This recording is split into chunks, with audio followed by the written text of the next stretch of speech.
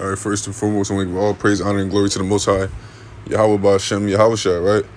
And I want to give double honors to the elders that taught us this truth. And this is a simple soldier doing the work for the Most High, right? We're going to get right into it. The carnalness of Israelite identity.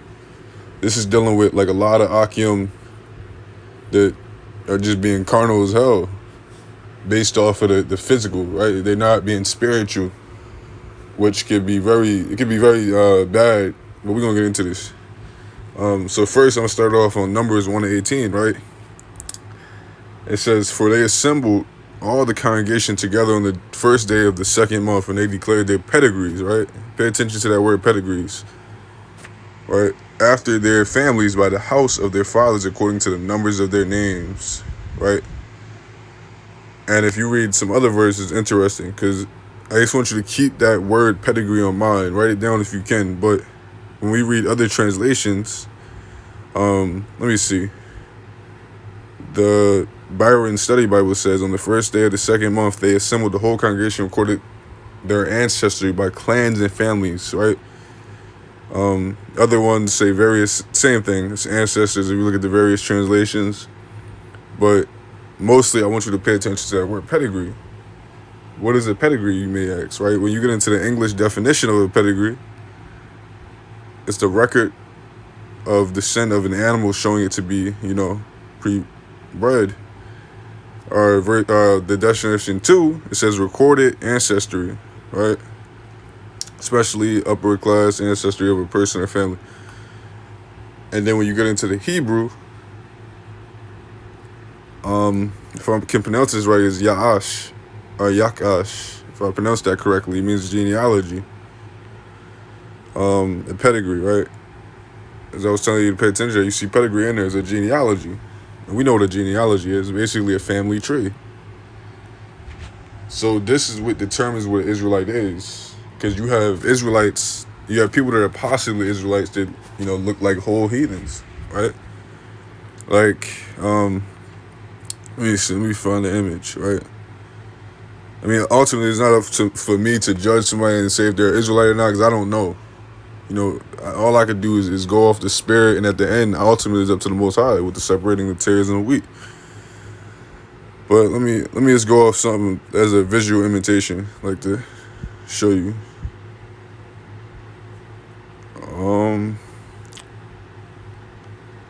So if we were to assume this brother right here is an Israelite, right, and let's just assume the woman is an Edomite, that baby would be an Israelite, right? And let's assume this guy right here is an Edomite and this woman right here is an Israelite. Those children will be Edomites based off the father's lineage, right? And to further expand that, we're going to use a scripture to further expand Numbers 1:18. You got the book of Ezra, chapter 2 and 59, right? It says, "And these were they which went up from Tel-Melah, Tel-Harash, Cherub, Adan, and Emrar, but they could not show their father's house and their seed whether they were of Israel." So it's ultimately, right, you see the father's seed, house. They couldn't determine his seed. And what is that seed? The sperm, right? You put your seed in the woman. Everybody knows this. For an example, right, let's get into King David. King David's great-grandmother was a Moabite. So is he a heathen? Because you have Israelites out here that are just carnal as hell. Even if the brother has a Israelite father, they'll have a heathen mother. Brothers out here in camps, or brothers that's so caught in the truth, will say that brother's a heathen. He's not an Israelite. That does not make sense, though, because then that makes King David, he's not an Israelite, because his grandma was confirmed to be a Moabite. His great-grandmom is Ruth. And we're going to prove that she was a Moabite. You got the book of Ruth, chapter 4 and 10. Moreover, Ruth the Moabitess, right? The wife of Mahlon, he was an Israelite. Basically, this is confirming that Ruth was a Moabite. And when we get into Ruth, let me see. So Ruth, I believe, has a child, but she's passed down to be nursed to Naomi. Right? And then it shows you the generations. So I'm going to read this starting at verse 13, chapter 4 of Ruth. So Boaz took Ruth, and she was his wife. And when he went in onto her, the Lord gave her conception, right? And she bare a son. She bare a child. Verse 14. And the woman said unto Naomi, Blessed be the Lord, which have not left thee this day without a kinsman, but his name may be famous in Israel. So this child's name is going to be famous in Israel. I wonder who that is, right? And he shall be unto thee a restorer of life and a nourisher of thy old age. For thy daughter-in-law, which loveth thee, which is better to thee than 7 sons, have borne him. And Naomi takes the child, right? Naomi took the child and laid it in her bosom and became a nurse unto it. And the woman and her neighbors gave it a name, saying, There's a son born to Naomi, and they called his name Obed. He is the father of Jesse. Who is Jase? Jase is the father of David, right? And then we get into the line of David, right? You can just see verse 18 to 22, David's lineage,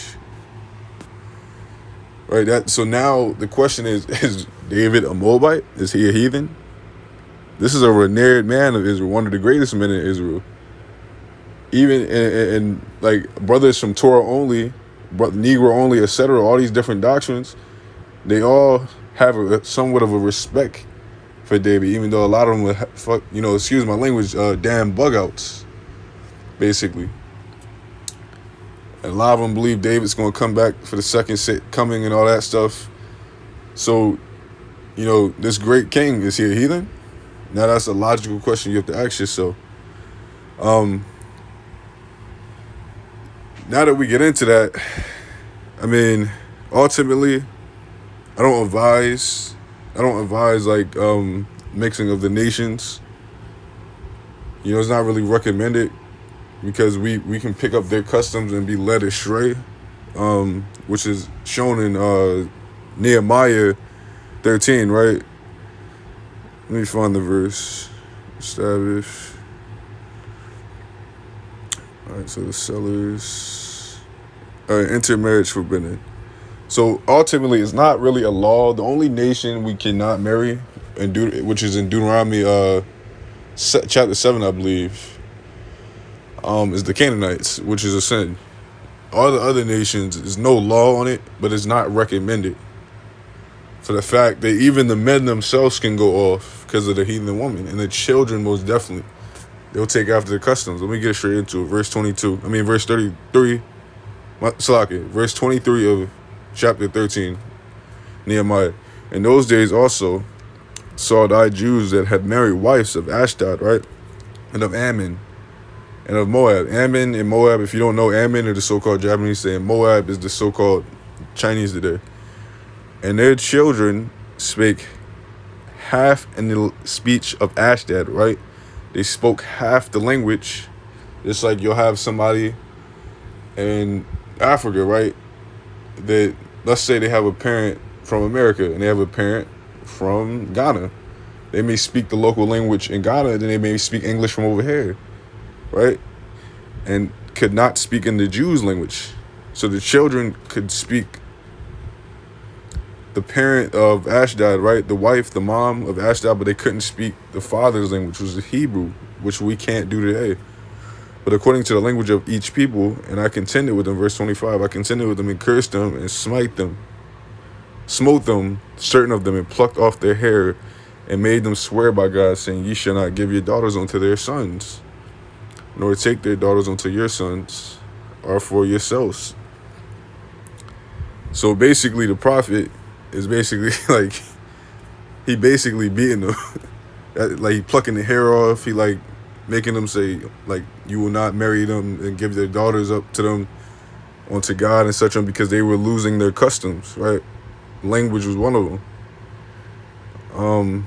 Verse 26, did not Solomon, king of Israel, sin by these things? Yet among many nations were there no king like him, who was beloved of his God, and God made him king over all of Israel. Nevertheless, even him did outlandish women cause him to sin. So Solomon was like one of the great, he was probably the greatest man in Israel besides Yahushua. And he sinned, it's saying, for outlandish women, most likely heathens, right? Verse 27. Shall we then hearken unto do all this great evil to transgress against our God and marrying strange women? I mean, wives. Right? So basically, as you see, it's not really recommended because you can go off yourself. The children go off and losing the customs. You know, they go start eating what they eat. Right? Imagine having a Moabite wife and you're an Israelite. She gonna have your children eating spiders, slugs, all types of crazy shit. And then when we get in, like I was saying though, about the carnalness of dealing with, you know, judging a brother or saying somebody's an Edomite before asking their basically their genealogy, or getting into inquiring where their family comes from with certain things, acquiring the spirit. Because you gotta be careful, because you could be guilty of this. In Leviticus 19:17-18, thou shalt not hate thy brother in thy heart, right? You could be guilty of that right there. Thou shalt in any wise rebuke thy neighbor, and not suffer sin upon him. Thou shalt not avenge, nor bear any grudge against the children of thy people, like bearing a grudge. But thou shalt love thy neighbor as thyself. I am the Lord. And this neighbor is talking about your own people. So you could be guilty of hating somebody that's your brother, but you don't know, based off the carnalness, being in the carnal physical form, you know, the flesh, and not thinking spiritually, because there's always a balance, right? When you read throughout the scripture, the Most High, he loves and he hates, right? He hates Esau. He loves us. The Most High tells you to love the good, love and hate the evil. It's always a balance. Hate, love, good, evil. There's evil angels, good angels. There's a balance. And what I was saying is, if you're guilty of that, when you get into 1 John chapter 4, verse 20, right? If you hate your brother, it says, if a man say, I love God, and hateth his brother, he is a liar. For he that loveth not his brother, whom he have seen, how can he love God, whom he have not seen?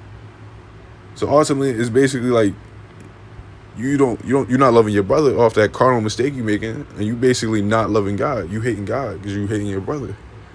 When you get into that, and then when let me show you some in the spirit. I believe it's Romans. Hold on. Alright. They show the requirements of the law. So in Romans chapter 2, verse 14, verse 16, it talks about how the Gentiles, which are Israelites, they don't know they're Israelites, will have the law, like basically in them, right? It says, indeed, when Gentiles who do not have the law, right? These are Gentiles that don't have the law, they don't follow it, they don't read the scriptures, they don't get into Torah, they don't know they're Israelite, right? Do by nature things required by the law, right? They are a law for themselves. Even they that do not have the law, they show that the requirements of the law are written on their hearts and their consciousness, also bearing witness, and their thoughts sometimes accusing them, at other times even defending them. This will take place on the day when God judges people's secrets through Jesus Christ, as the gospel declares. So let me look at that in the KJV. Bearing witness and the man accusing. So it's basically saying the same thing. Like, they have the law, but they don't know that they have the law. They don't know they're Israel. The Spirit itself bears witness with their consciousness, right? It just sinks, it clicks, it just makes sense, this truth. And they just with it, right? And ultimately, like I was saying, it's by the Spirit. Romans 8:16. The Spirit itself beareth witness with our spirit that we are the children of God. That's ultimately what I was saying, right? And as you see, to farther expand, Romans 8:6. Romans, it talks a lot about the spirit of Israelites. King James Version, it says, for to be carnally minded is death, but to be spiritually minded is life and peace. So you can judge things in a more secure and a better manner when you're doing it in a spiritually minded thing instead of being carnal. Because a lot of times people are just so carnal, You'll tell a brother that's an Israelite, get the fuck out of here. Excuse my language. You'll tell him, that, get out of here. You're not an Israel, you damn heathen, etc. You condemning him. That's your brother. You don't even know. Like, let me show you. Drake, this is his father, right? He's a perfect example. Everybody like to see images of celebrities and they listen. But Drake, his father, is a so-called black man. Presumably, I believe Judah. When you see Drake, his mom is white. Look at him, he's light-skinned. Let me show you an image of Drake's child.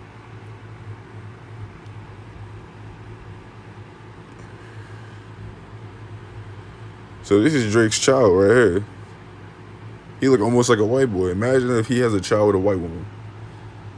He'll end up looking, the child would not even look like Israelite probably. But with that, that's all I have.